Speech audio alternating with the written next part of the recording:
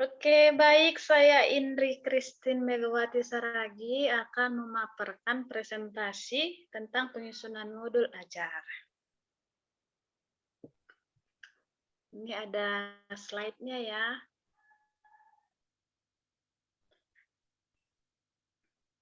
Nah, sebelum muncul slide-nya ya Ibu-Ibu, sebelum kita ke modul ajar, kemarin kita tentang apa ya belajarnya? Asesmen Masih ya, ada Bu. yang ingat? Tentang asesmen, iya. Oh iya, saya lupa menyapa ibu-ibu semua. Selamat pagi, Ibu-ibu. Selamat Aduh, pagi, saya Bu kepikiran Indri. karena banyaknya tugas. Ibunya Masih semangat sekali semangat hari ya? ini. Kami juga jadi semangat, Bu. Oh iya, kiranya harus tetap terus semangat ya. Oke, Iya. walaupun banyak tugas dari kemarin-kemarin ya. Oke, apa tadi 3 asesmen yang akan kita pakai di kurikulum ini? Siapa tahu ada yang masih ingat? 3 asesmen yang telah kita pelajarin dan akan kita pakai. Satu, sumatif ya benar. Ya, Sumatif, Bu. ya sumatif. Diagnostik, Bu. Itu lagi. Formatif, Bu, Iya, formatif. masih ingat ternyata semua ya. Oke, kita akan masuk ke modul ajar. Nah, ada yang tahu modul ajar itu apa? Ibu-ibu semuanya?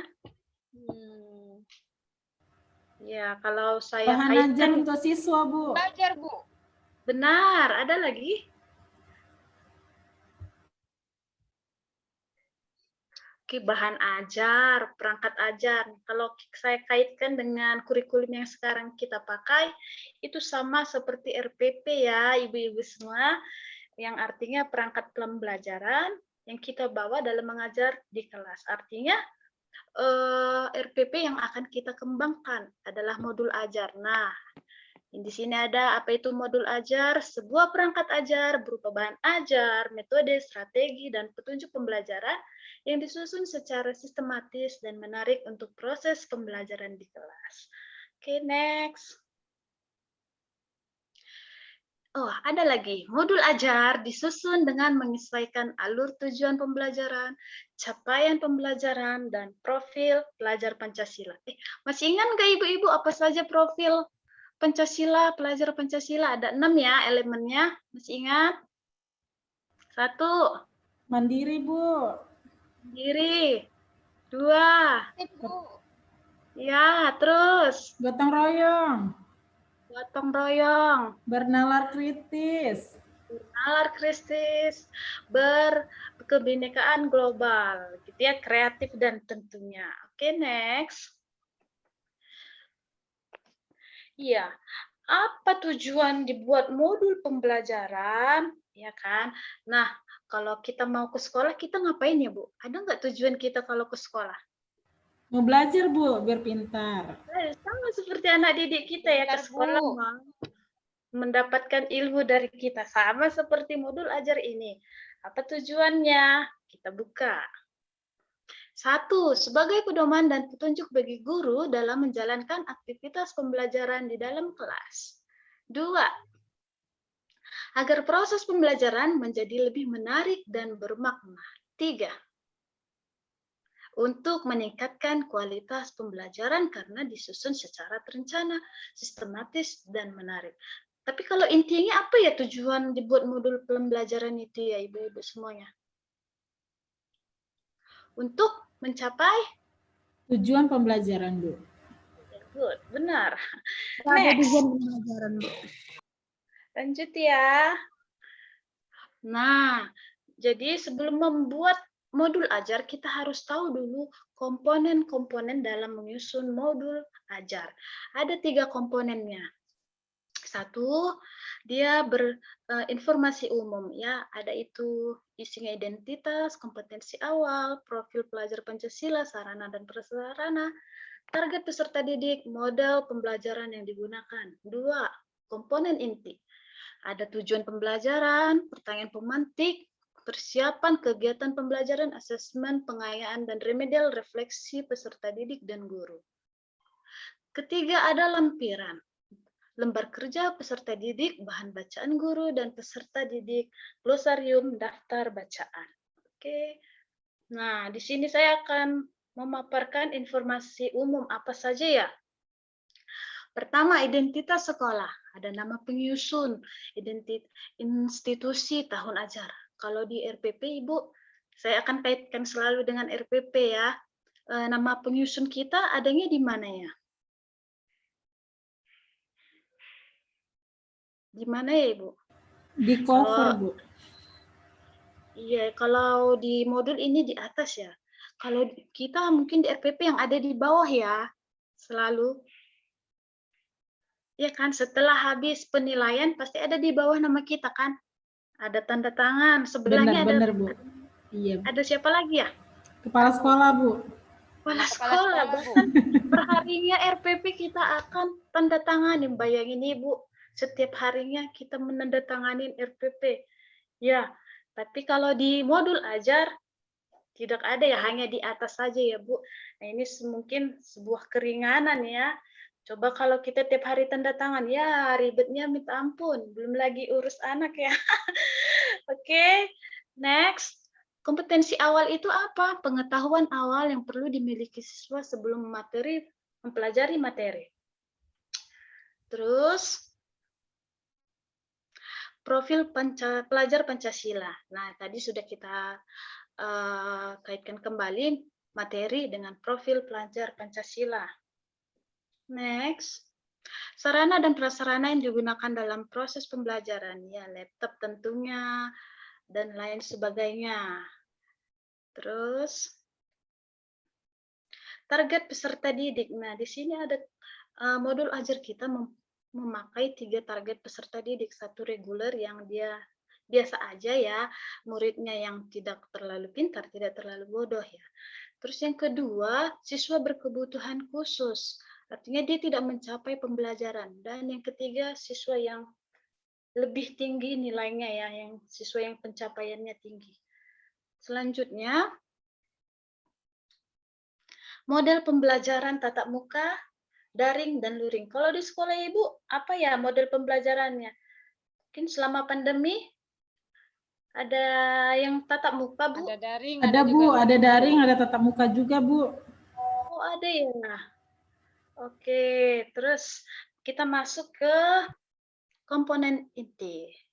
Nah, komponen inti itu ada tujuan pembelajaran, yaitu kompetensi yang ingin dicapai siswa dalam pembelajaran. Terus ada pemahaman bermakna, yaitu informasi yang diharapkan diperoleh peserta setelah pembelajaran. Next. Pertanyaan pemantik, pertanyaan yang dapat merangsang siswa untuk berpikir dan rasa ingin tahu.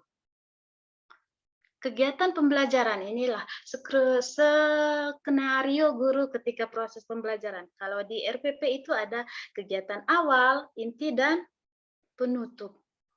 Oke, next. Asesmen. Sama dengan penilaian yang tadi, mengukur ketercapaian siswa dalam pembelajaran. Pengayaan dan remedial itu diberikan di akhir pembelajaran. Saya mau tanya dulu Ibu, pengayaan itu apa ya? Ada yang tahu? Pengayaan? Ya, saya akan jelaskan ini ya sedikit. Pengayaan itu kata dasarnya apa ya? Gaya, Bu. Pengayaan. Iya, kata dasarnya kaya. Kaya. Iya, memperkaya, memperbanyak. Itu dia, menambah ilmu pengetahuan anak didik kita yang sudah tercapai, kita tambah lagi. Itu dia ya Ibu. Dan remedial artinya perbaikan kepada siswa yang belum tercapai. Next Ibu, nah kita masuk kepada lampiran.